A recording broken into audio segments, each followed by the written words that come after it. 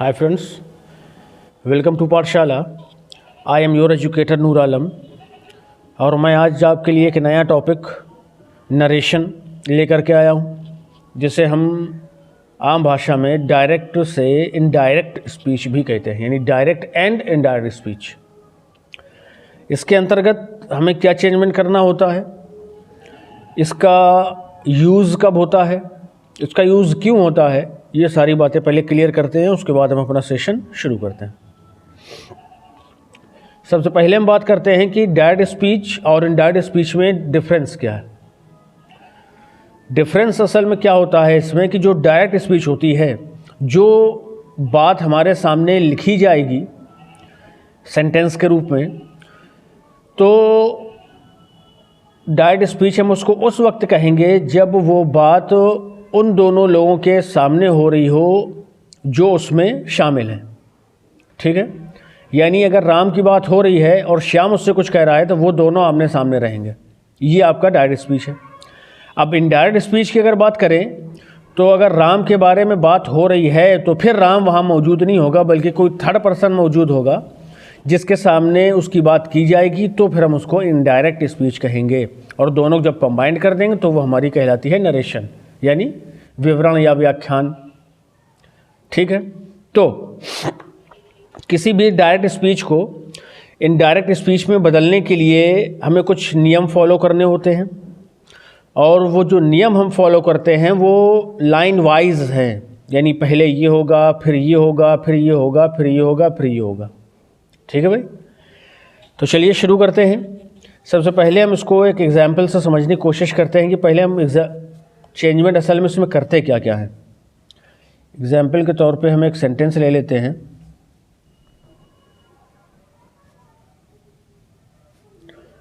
Shyam said to Ram,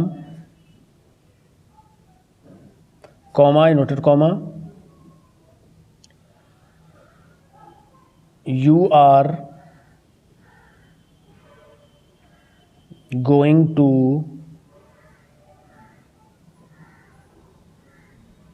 Agra today.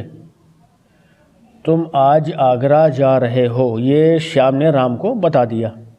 ठीक है, अब ये दोनों आमने सामने हैं तो ये हमारी डायरेक्ट स्पीच है, यानी श्याम डायरेक्टली राम से कह रहा है। ठीक, अब इसी को जब हम इनडायरेक्ट स्पीच में कहेंगे, यानी राम वहाँ मौजूद नहीं होगा जिसके बारे में बात की जा रही है, तो हमारा डायरेक्ट स्पीच हो जाता है। तो इसको जब हम बनाएंगे तो देखिए शुरुआत कहाँ से करेंगे। सबसे पहला जो चेंजमेंट होता है आपका किसी भी डायरेक्ट को इनडायरेक्ट बनाने के लिए, इन मैक्सिमम केसेस सबसे पहला चेंजमेंट नंबर 1 रिपोर्टिंग वर्ब में होता है। सेड टू दिया हो, से टू दिया हो, सेज टू दिया हो, सेड टू दिया हो, तो इनको किसी ना किसी में चेंज करना होता है, वो हम आगे पढ़ेंगे। इसके बाद नंबर 2 जो चेंजमेंट होता है हमारा, वो इन्वर्टेड कॉमाज को रिमूव करने में होता है, यानी हर एक डायरेक्ट स्पीच को इनडायरेक्ट में बदलने के लिए इन्वर्टेड कॉमाज को हटाना ही है आपको। ठीक है, तो ये हमारा चेंजमेंट नंबर 2 है।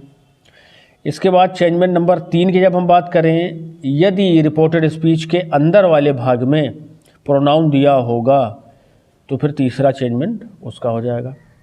ठीक है भाई, अब जब 4 नंबर टेंस की चेंजमेंट की बात करते हैं तो वो होता है टेंस में चेंजमेंट। अगर रिपोर्टिंग वर्ब आपकी पास्ट में है तो रिपोर्टेड स्पीच भी पास्ट टेंस में होगी। ठीक है भाई, चलिए अब जो आखिरी चेंजमेंट है वो होता है आपका किसमें,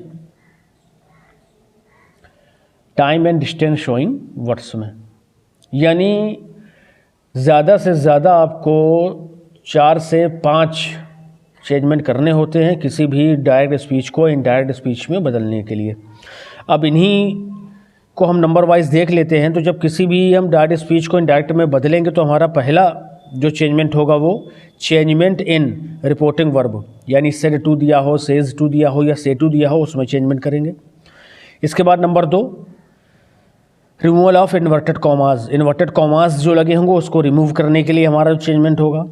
इसके बाद नंबर 3 चेंजमेंट इन प्रोनाउंस, यदि प्रोनाउन दिए हैं, कभी कभी रिपोर्टेड स्पीच में नाउन दे देता है तो नाउन में तो चेंजमेंट होना ही नहीं है, तो यदि प्रोनाउन दिया हुआ है तो फिर उसमें चेंजमेंट होगा। नंबर 4, चेंजमेंट इन टेंसेज, यदि इधर पास्ट टेंस है रिपोर्टिंग वर्ब में तो ये जो रिपोर्टेड स्पीच का सेंटेंस है ये भी पास्ट में होगा। ये आपकी रिपोर्टिंग वर्ब हो गई और ये रिपोर्टेड स्पीच हो गई। चलिए हम इसको भी लिख लेते हैं, रिपोर्टिंग वर्ब यानी ऐसी वर्ब जो हमें किसी बात की रिपोर्ट कर रही है, हमें कोई बात बता रही है। और रिपोर्टेड स्पीच जो सूचना रिपोर्टिंग वर्ब के द्वारा हमें दी जा रही है वो हमारी रिपोर्टेड स्पीच हो जाती है। यानी इसको और अगर आसान भाषा में समझे तो इन्वर्टेड कॉमास के बाहर जो रहेगा वो रिपोर्टिंग वर्ब है और जो इन्वर्टेड कॉमास के अंदर रहेगा वो आपका रिपोर्टेड स्पीच है।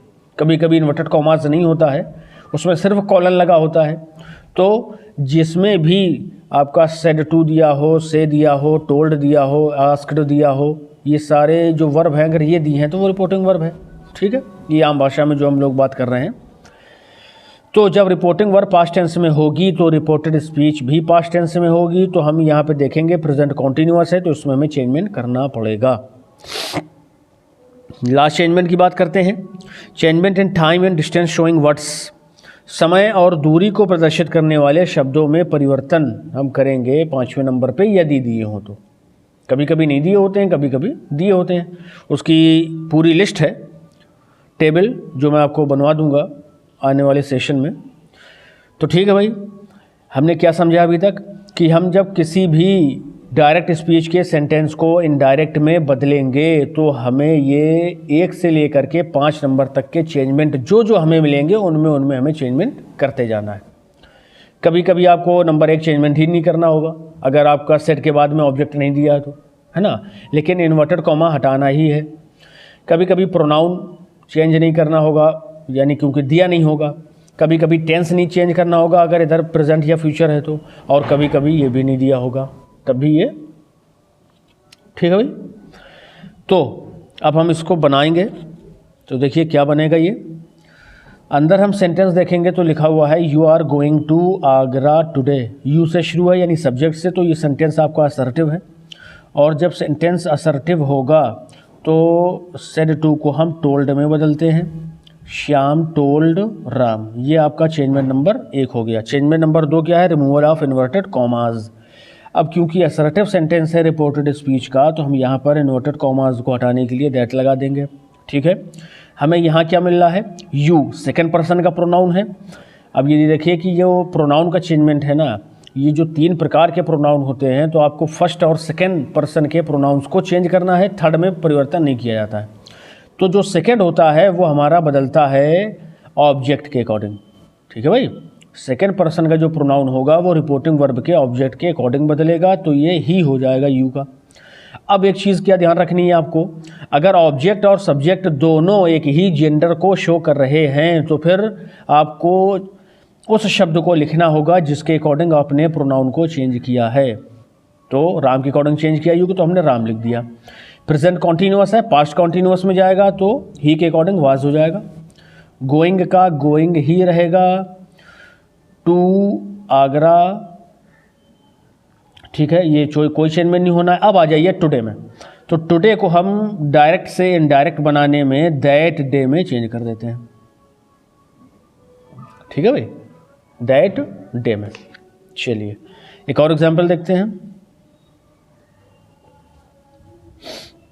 The teacher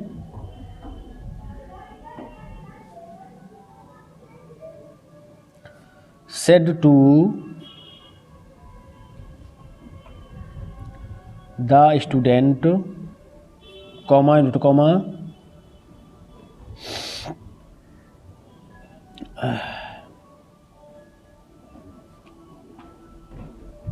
come here and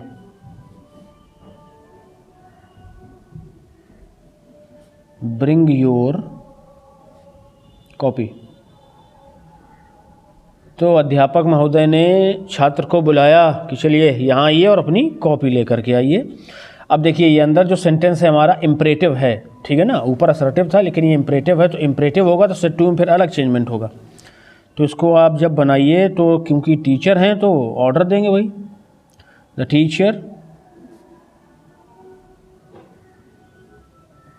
ordered the student, पहला चेंजमेंट हो गया हमारा किसमें, सेट टू को, यानी रिपोर्टिंग वर्ब को चेंज कर दिया हमने ऑर्डर्ड में। दूसरा क्या है, इन्वर्टेड कॉमास को रिमूव करना है, तो इसको हम टू लगाएंगे क्योंकि इंपरेटिव सेंटेंस है। टू कम हेयर, यहाँ आपने पढ़ा होगा कि हेयर को देयर में चेंज करते हैं, अगर हम हेयर को देयर में चेंज करेंगे तो फिर कम को गो में चेंज करेंगे, ठीक है ना, तो इसको हम क्लैरिफाई करेंगे बाद में। And bring your copy, to come here and bring का ब्रिंग ही रहेगा क्योंकि इम्परेटिव में टेंस नहीं चेंज होता है।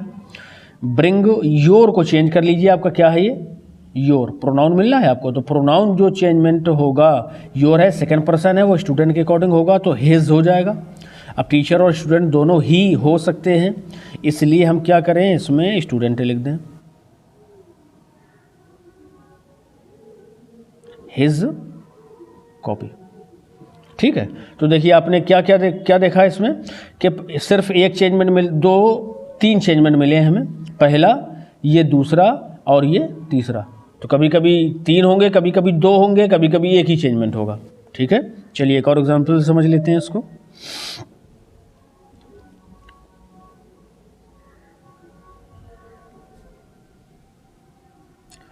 दे said to me, why are you crying?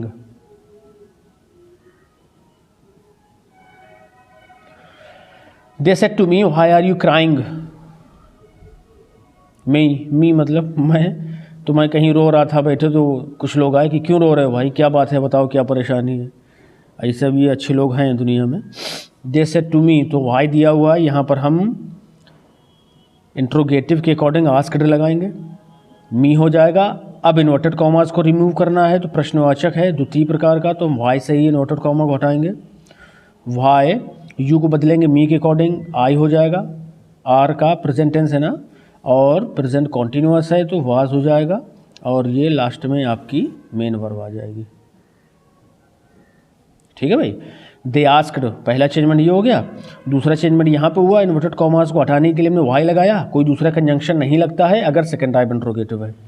तीसरा चेंजमेंट क्या हुआ, यू प्रोनाउन है, इसको हमने बदला मी यानी ऑब्जेक्ट के अकॉर्डिंग, तो ये आई हो गया, और प्रेजेंट कॉन्टिन्यूअस को हमने पास्ट कॉन्टिन्यूअस में चेंज कर दिया, ठीक है। चलिए एक और एग्जाम्पल देख लेते हैं। हमारा असर्टिव हो गया, इम्परेटिव हो गया और इंट्रोगेटिव हो गया। एक और देखिए,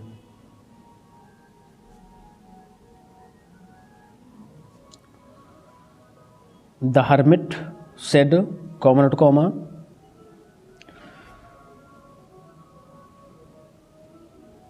मे you live long, may you live long, ये किस प्रकार का सेंटेंस है भाई, बताइए ज़रा।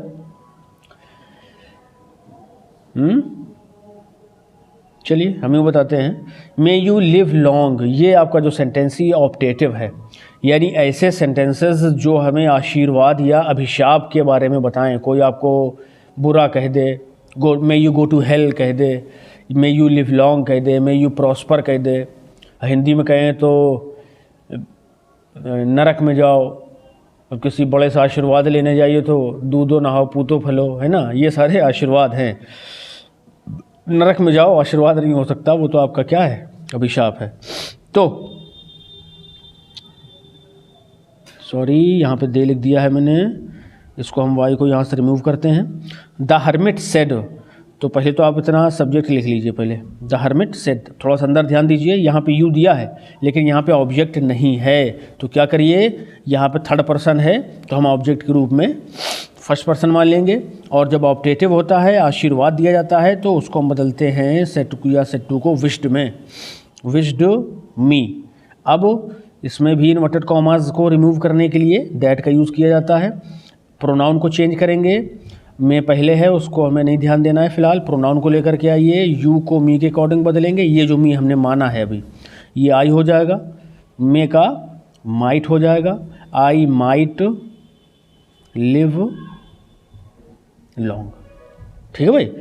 तो जब ऑप्टेटिव रहेगा तो आशीर्वाद के लिए सेट या सेट टू को विजिट में बदलेंगे, इन्वर्टेड कॉमास को हटाने के लिए दैट लगाएंगे, अंदर सेकेंड पर्सन है तो उसको हम बदल देंगे मी के अकॉर्डिंग जो हम मानेंगे। HI ये नियम समझ लीजिए।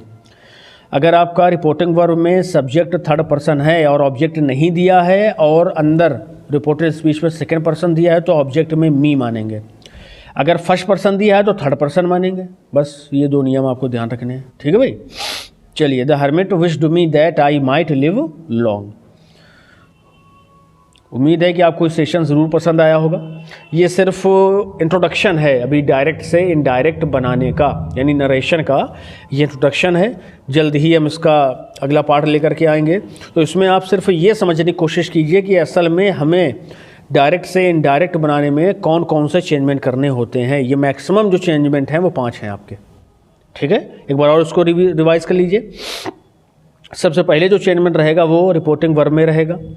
दूसरा, इन्वर्टेड कॉमास को रिमूव करेंगे। फिर जो चेंजमेंट आएगा उसमें कोई कंजंक्शन लगाएंगे या कभी कभी नहीं भी लगाते हैं। चेंजमेंट इन प्रोनाउंस, फिर प्रोनाउन में परिवर्तन होगा। और फिर अगला होगा चेंजमेंट इन चेंजमेंट, यहाँ पे थोड़ा सा मिस्टेक है, चेंजमेंट आप सही है। चेंजमेंट इन टेंसेस, ये आपका चौथे नंबर का चेंजमेंट होगा। और फिर लास्ट में जो समय और दूरी को प्रदर्शित करने वाले शब्द हैं उनको हम लास्ट में चेंज करके वहीं पर उनको रख देते हैं। ठीक है भाई।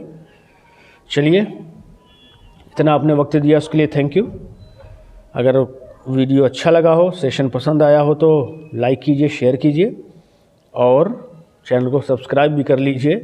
थोड़ा उत्साह हमारा भी बढ़ाइए ताकि हम लोग और मेहनत करते रहें। ठीक है, चलिए मिलते हैं अगले सेशन में। Till then bye bye, take care.